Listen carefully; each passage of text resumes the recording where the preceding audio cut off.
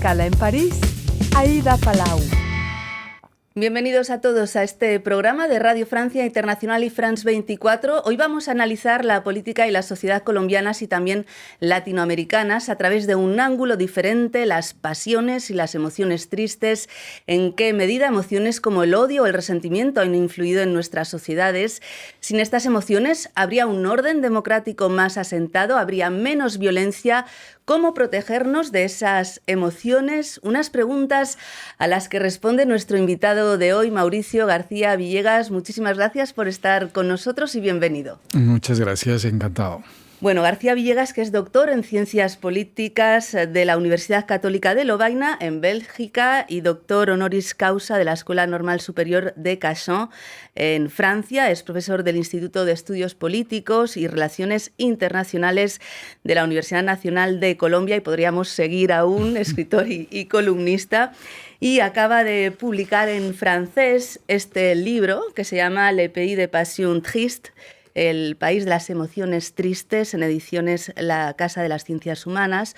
Un libro que explica el malestar político y social de Colombia a partir de emociones como son el odio, la venganza o el resentimiento, y lo hace a partir de la filosofía del pensador neerlandés de origen portugués judío Spinoza.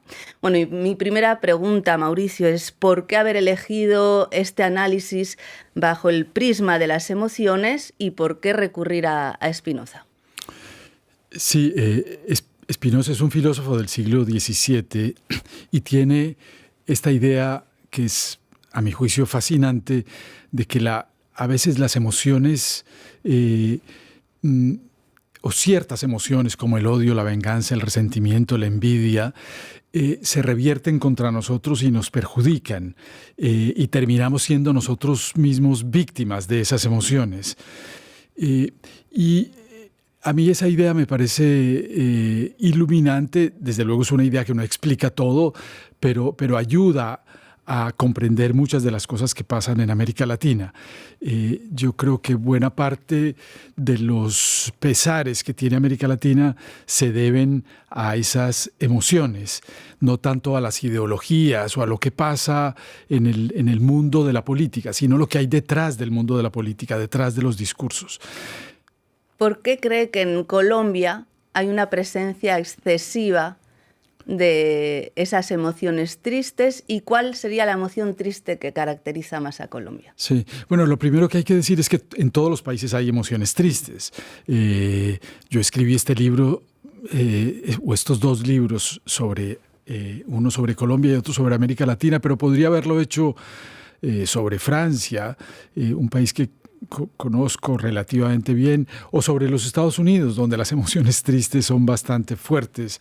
En estos días lo escribí sobre América Latina porque estoy más cerca y conozco más, pero las emociones están en todas partes. Lo que pasa es que bajo algunas circunstancias, esto no tiene nada que ver ni con la genética ni con la cultura de los países, sino con las condiciones sociopolíticas de los países. En algunos de estos países esas emociones se exacerban y terminan siendo preponderantes. Y en Colombia en particular, los odios y las venganzas han sido particularmente fuertes. Había un autor del siglo XIX que hablaba, refiriéndose a las guerras civiles colombianas, de los viejos queridos odios en Colombia. Y eso se puede decir de muchos otros países de América Latina. Odios recurrentes que pasan de generación en generación y que estropean los proyectos, el avance de la sociedad. Las emociones tristes, sin embargo, no son la única causa, ¿no?, de, por ejemplo, la violencia que ha vivido el país. En el libro habla de que hay otras razones, ¿no? La geografía, por ejemplo, que tiene Colombia, o el narcotráfico o la corrupción. Hay otras razones, no todo se puede explicar por esas emociones. Sí, en este libro que se acaba de publicar sobre América Latina, yo profundizo un poco más en eso. Sí, que es el viejo malestar del Nuevo Mundo. Sí, ¿verdad? que es como una continuación, digamos, de este tema de las emociones en América Latina. Tal vez puedo ilustrarlo con un ejemplo.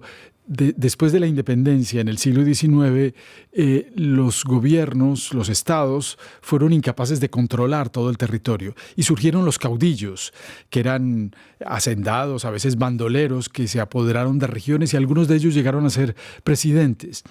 Esos caudillos sembraron un poco el pánico y el miedo en muchos de los países y fue esa incapacidad de reconstruir la legitimidad y la eficacia del régimen político vencido, es decir, que existía durante la colonia, que llevó a las guerras civiles y a los enfrentamientos.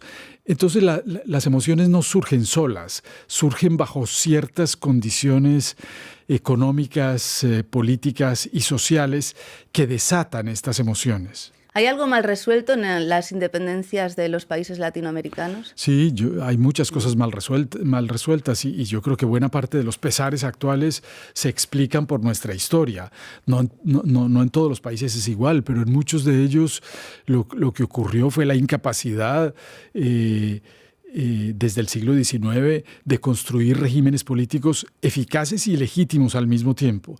Y por eso nuestra historia latinoamericana, de pasar con mucha frecuencia del caos, del desorden, incluso de la guerra civil, de una parte al autoritarismo, sin explorar el punto intermedio entre esas dos cosas, que es el punto de las democracias constitucionales y del liberalismo constitucional.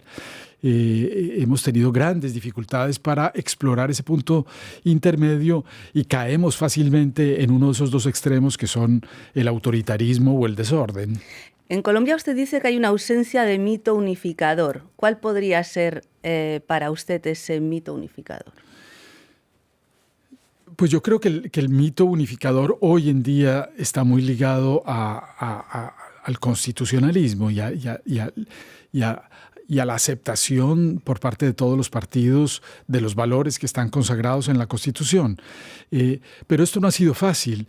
El gran problema en Colombia y en América Latina es que hay una hiperpolitización del Estado y de la función pública. Entonces, cuando llega un gobernante de un partido liberal o de un partido conservador o progresista o de derecha, pues amolda el Estado y las instituciones a su propio partido y a su propia visión de lo político. Es decir, no hay instituciones por fuera de los gobernantes que se impongan a los gobernantes sin tener en consideración quiénes son estos gobernantes. Es decir, las instituciones son demasiado débiles en relación con las personas políticas. Y eso tiene que ver tal vez con el presidencialismo. Yo creo que si hubiésemos adoptado un régimen parlamentario sin presidentes que tienen esa posición tan fuerte, a lo mejor habríamos podido fortalecer más las instituciones. Yo le quería preguntar justamente, esas emociones tristes de las que habla estarían detrás del triunfo de perfiles de presidentes populistas.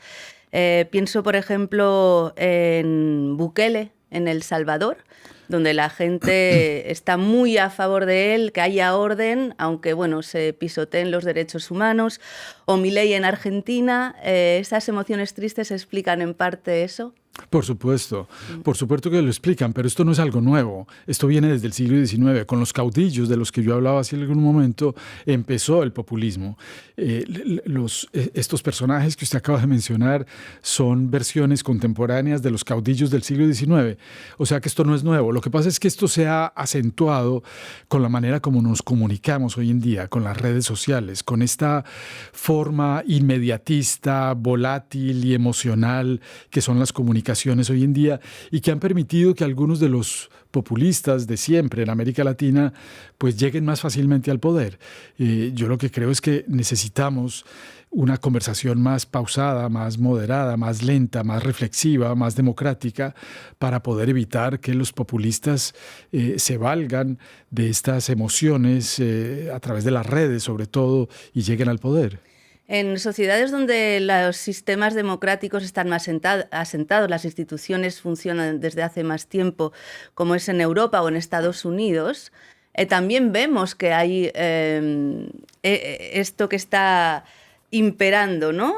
Con gente populista. Pienso en la extrema derecha en Europa, o Trump en Estados Unidos, ahí está ganando terreno las emociones tristes que tal vez antes no tenían tanto espacio, con el odio, el resentimiento, ¿no? Sí, bueno, en Europa también ha habido muchas emociones tristes en el pasado. Basta con ver la historia del siglo XX para encontrar muchos momentos de prevalencia de esas emociones. Pero sí, lo que está pasando ahora, sobre todo en los Estados Unidos, es el reforzamiento de esas emociones tristes y cómo esas emociones finalmente terminan dividiendo a las sociedades en dos partes. Y esa polarización es muy delicada porque acaba con el mito de unidad nacional, que es fundamental para que los estados subsistan. Quería preguntarle, ¿existe la nación latinoamericana? Ha habido muchos bloques, ¿no?, en Latinoamérica, pero siempre cada país ha ido un poco por su lado, negociando por su lado. Ha habido bloques como la CELAC, Mercosur, ALBA, pero muchos de ellos ideologizados finalmente y que dependen del presidente de turno, ¿no?, de cada país miembro.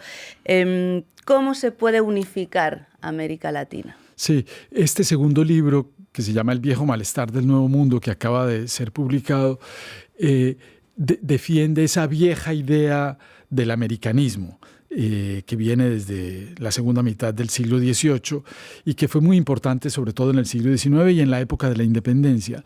Yo defiendo la idea de que América Latina es una sola nación. Los únicos que creemos que somos distintos somos los latinoamericanos que vivimos en América Latina y que nos vemos muy distintos los unos a los otros. Pero en tanto venimos a Europa, pues nos vemos iguales. Cuando estamos aquí en Europa todos los latinoamericanos, o los europeos nos ven iguales a los latinoamericanos. Y en realidad las diferencias internas entre los países son parecidas a las diferencias que existen dentro de los países. En Colombia hay un país caribe, un país andino, un país de las planicies que compartimos con Venezuela y sin embargo todos nos consideramos colombianos y de eso y algo similar se puede decir de todos los países.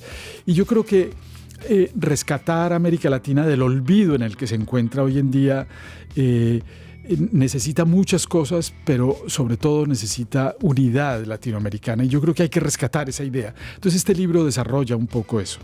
Bueno, pues muchísimas gracias, Mauricio García Villegas, por este análisis y le deseamos todo lo mejor con estos dos libros, El país de las emociones tristes, que se acaba de publicar en francés, y El viejo malestar del nuevo mundo, que también esperemos que pronto se traduzca al francés.